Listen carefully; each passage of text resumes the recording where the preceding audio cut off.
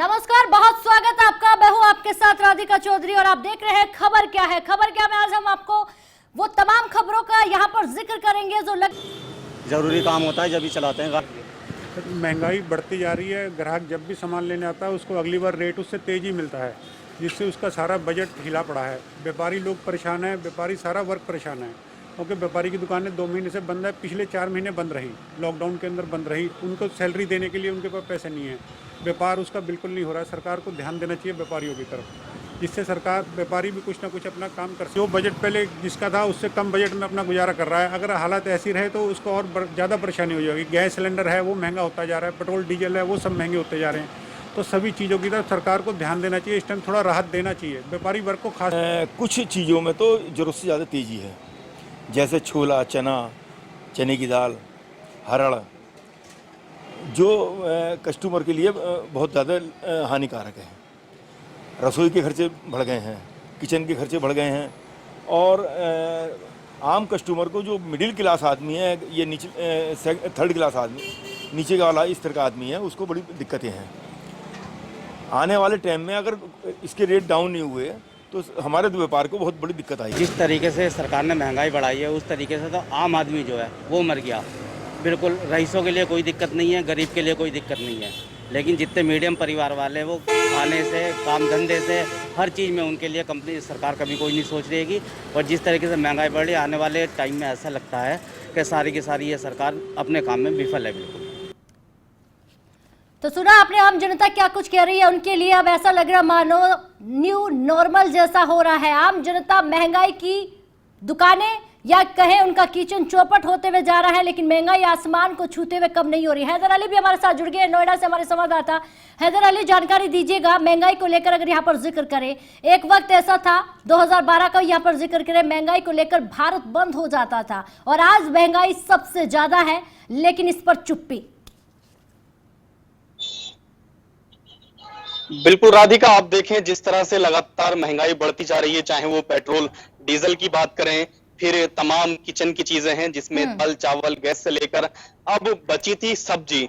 लेकिन अब पिछले एक हफ्ते का जब हमने जाके मार्केट में दाम जानना चाहा तो ज्यादातर सब्जियों में पिछले एक हफ्ते में 10 रुपए का इजाफा हुआ है। तो आप अंदाजा लगा सकते हैं कि जो महंगाई की मार है इसका सबसे ज्यादा जो असर पड़ता है वो आम लोगों पर पड़ता है। और सबसे बड़ी बात यह है कि विपक्ष को आवाज जब उठानी चाहिए शायद वो उस तरीके से उठा नहीं पाता है, आम लोगों की समस्याओं को सरकार के सामने नहीं रख पाता है। यही वजह है कि बेतहाशा महंगाई की मार सीधे आम इंसान से पड़ रही है, क्योंकि चाहे उसकी गाड़ी के लिए पेट्रोल डीजल की बात हो या किचन के लिए सामान की बात हो, ये दैनिक चीजें होती हैं इंसान की लाइफ में जिनका हर रोज उसको इस्तेमाल करना होता है।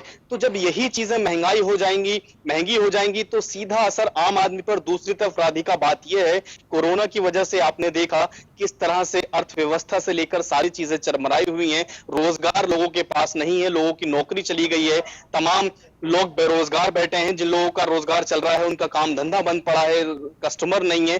तो ऐसे में महंगाई हर चीज पर बढ़ना यकीनन बहुत बुरा असर डालेगा इंसान की जिंदगी पर, और इसके लिए सरकार की भी जिम्मेदारी है कि कुछ चीजों को सोचते हुए हैदर अली, कम करना। यही पार्टी जब विपक्ष में थी, चवन्नी अट्ठन्नी के दाम बढ़ते थे तो किस तरह से हल्ला बोलती थी। आज यह पार्टी जब सत्ता में है, इनकी विपक्षी पार्टियां कमजोर होने की वजह भी हो सकती है। महंगाई आसमान को छू रही है।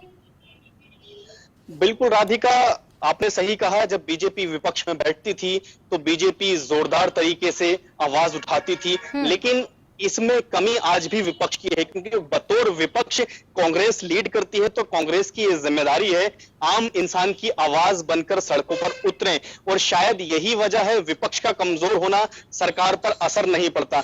नहीं तो आप देखें लोकतंत्र में विपक्ष का मजबूत होना इसलिए जरूरी है क्योंकि विपक्ष चाहे तो सरकार से हर काम करा सकता है, महंगाई तक कम करा सकता है, लेकिन विपक्ष जिस तरह से अपनी भूमिका निभा रहा है ऐसे में हमें कहने में जरा भी गुरेज नहीं है कि ये महंगाई इसी तरह बढ़ती रहेगी, और अगर महंगाई इसी तरह बढ़ेगी तो वो दिन दूर नहीं जब लोग मरने लगेंगे, क्योंकि लोग अभी भी कई ऐसी तरह की खबरें आती हैं कि बेरोजगारी के आलम में सुसाइड कर ली, घर में खाने को नहीं था, बीवी बच्चों के साथ पूरे परिवार ने खुदकुशी कर ली, तमाम ऐसी खबरें सुनने को देखने को मिलती हैं।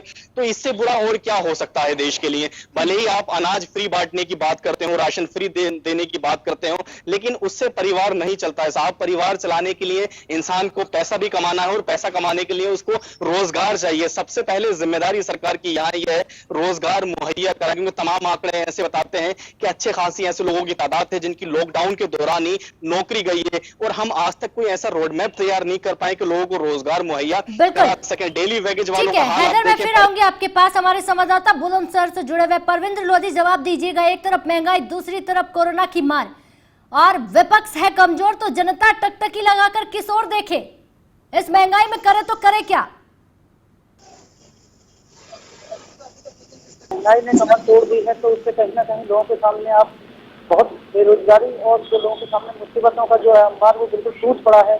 लोगों में जो हाहाकार मचा हुआ है, और ये सरकार को भी सोचने की आवश्यकता है कि ऐसे समय में जब लोगों के रोजगार हट गए हों, रोजगार के लिए लोग थक रहे हों, और उनको इस समय में जो बढ़ती महंगाई से किस तरीके का सामना करना पड़ता है, 2 वक्त की रोजी रोटी के लिए जो मजदूर और निचले तबके के जो लोग हैं उनको काफी संघर्ष करना पड़ता है, 2 वक्त की रोटी मिल पाती है।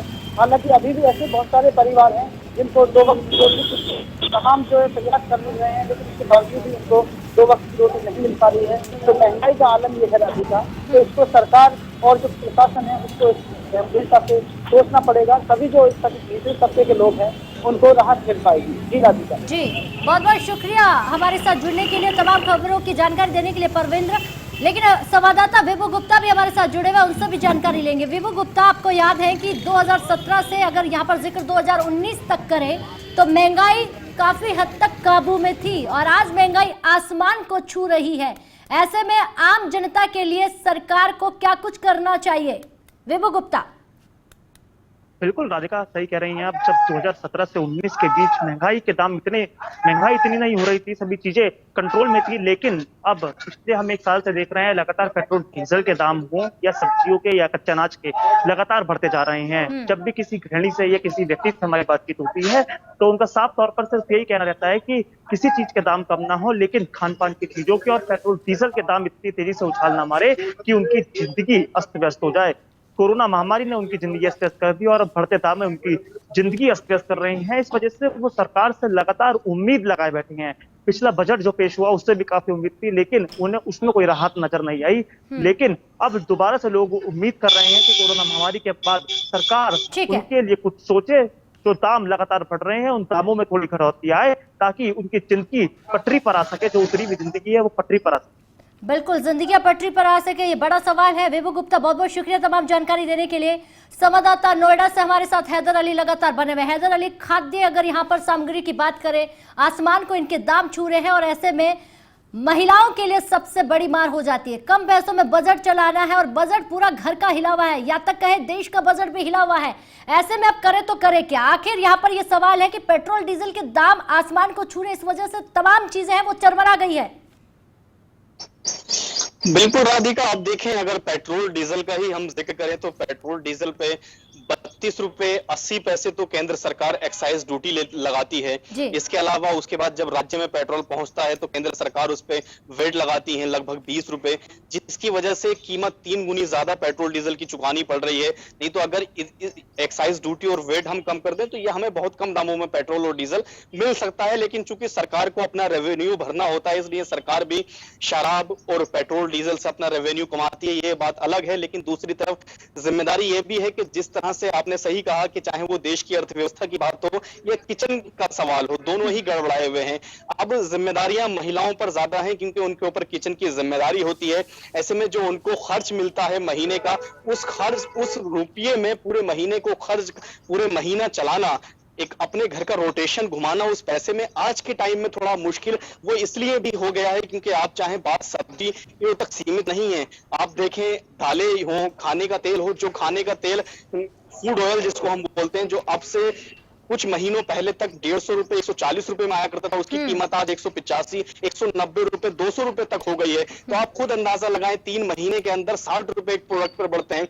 दूसरा, गैस सबसे जरूरी है रसोई के लिए। आप गैस देखें, लगातार गैस के दाम बढ़ते जा रहे हैं। आप रिफाइंड की बात करें, रिफाइंड पर रोज पैसे बढ़ते जा रहे हैं। तो अगर इसी तरीके से महीने टू महीने बिल्कुल हैदर अली, यकीनन ऐसा लग रहा है कि महंगाई के मुद्दे को दबा दिया गया है, इस पर किसी की आवाज इतनी बुलंद नहीं है और आम जनता पिसती जा रही है। बहुत बहुत शुक्रिया तमाम जानकारी देने के लिए।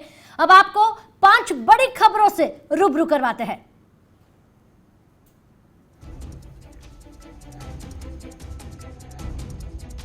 बागी हुए 9 विधायक अखिलेश यादव से मिले।